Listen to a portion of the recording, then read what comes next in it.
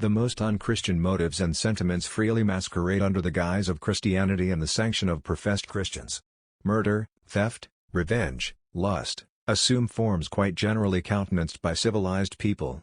Their spirit in disguise permeates respectable society, although operating so insidiously that men are often led, almost unawares, into attitudes which they would abhor, were the exact nature of the principle involved more clearly evident.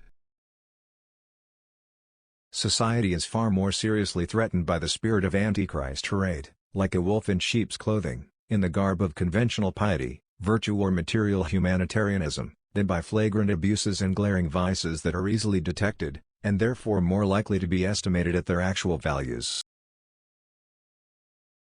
Murder committed in cold-blooded, brutal fashion, is too repulsive to command respect, even among the most depraved classes, but in the exigencies of so-called civilized warfare, it is frequently exalted to a high rank among the virtues.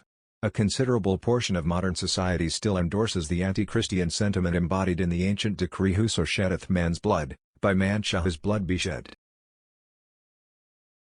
The standard which demands an eye for an eye, and a tooth for a tooth, finds favor among men of all degrees of intelligence, not alone in the treatment of criminals, but in ordinary dealings of man with man. Unconscious hypocrisy is encouraged under the name of righteous indignation.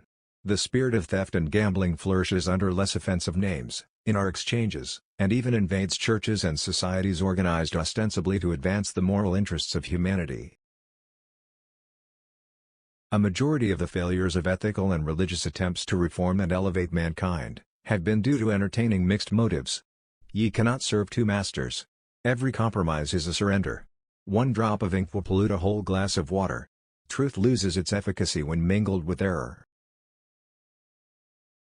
The entire human race would have been brought long ago to accept the standard of Jesus but for compromises at critical periods. When confronted with the alternative of meager results in the present or complete triumph in the future, men have too often been willing to sacrifice the ultimate success of the cause they sought to further, for more apparent immediate benefits. The mess of pottage has proven more enticing than the possession of a birthright.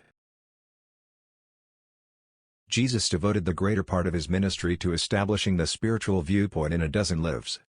The practical worth of the spiritual life will not be generally apparent until men are willing to accept the teaching of Jesus at its par value, and comply with its spirit.